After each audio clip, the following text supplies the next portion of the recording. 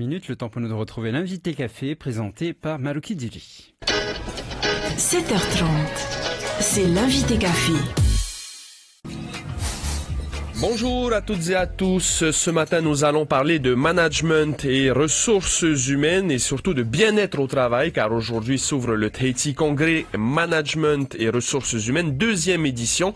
La première édition qui s'était déroulée en 2015 avait connu un franc succès. Avec nous ce matin, une conférencière qui partagera ses connaissances, Geneviève Fortier, bonjour. Bonjour. Vous travaillez pour une grande société canadienne spécialisée dans la distribution de produits pharmaceutiques, mais vous êtes ici en Polynésie pour partager votre savoir-faire en matière de ressources humaines. C'est la deuxième édition de ce Tahiti Congrès Management et ressources humaines. Quel est l'objectif de cet événement, d'un tel congrès?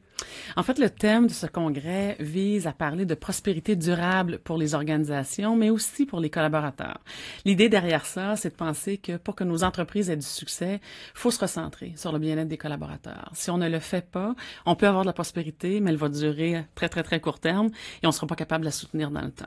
Alors, le focus du congrès, c'est de revoir, dans le fond, nos modes de gestion, nos modes de gouvernance, la façon dont on transige avec les collaborateurs pour arriver à susciter leur engagement, à les fidéliser, puis ainsi à livrer une performance soutenue pour les organisations à travers le temps. C'est mettre l'employé, le salarié au cœur de l'action? Tout à fait. Tout à fait. Et le postulat de base est très, très simple.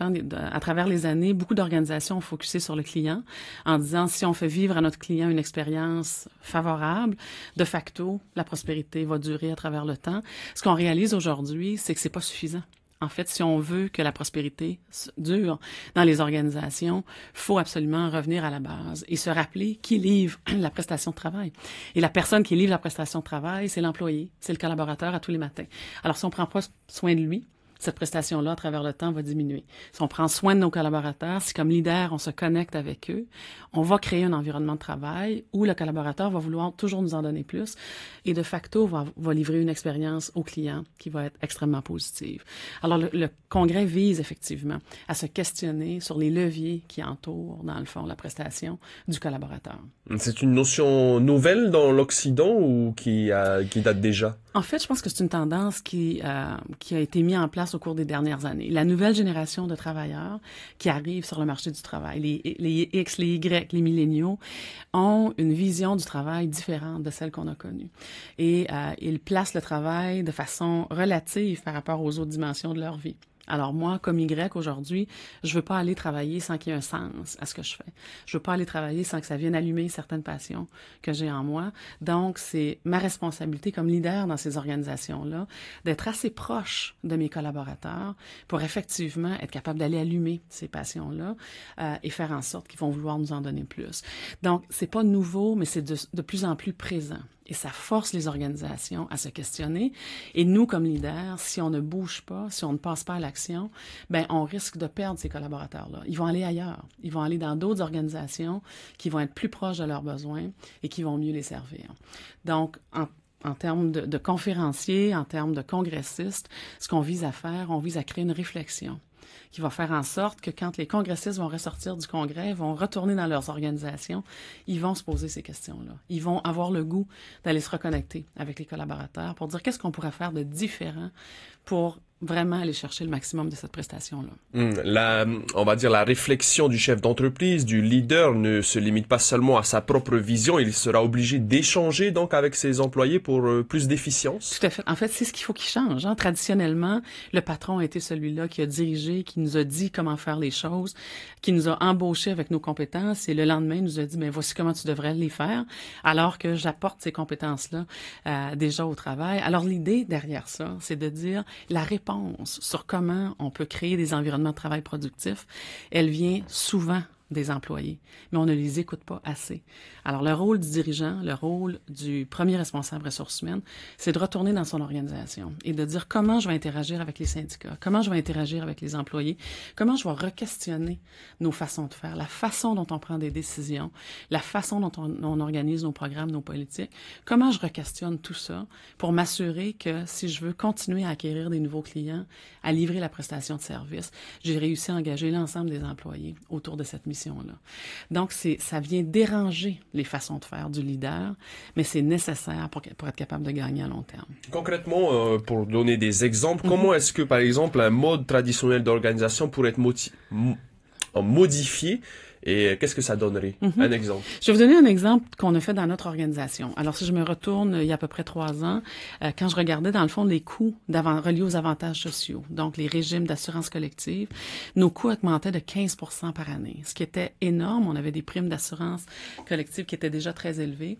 Et notre premier réflexe, qui a été le réflexe hyper traditionnel de tous les leaders, ça a été de dire, on va couper dans les programmes. Comme ça, on va réduire nos coûts. Comme entreprise, on va être satisfait. On va avoir réussi à mettre un cap sur l'augmentation de ces coûts-là année après année. Et quand on a commencé à regarder ça puis à réfléchir comment on allait vendre ça aux syndicats, on s'est dit, on n'y arrivera jamais. Ils seront jamais d'accord avec ça, donc on réussira pas.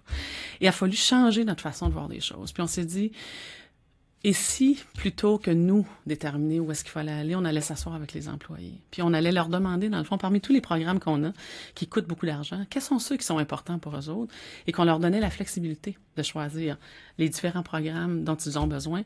Est-ce qu'on arrivera à un meilleur résultat? On a fait ce choix-là, et 3 ans plus tard, non seulement on a réussi à caper nos coûts, donc on n'a plus d'augmentation au niveau de ces coûts-là, mais ce qu'on voit, c'est que nos coûts sont en baisse par rapport aux autres coûts lorsqu'on se compare au marché.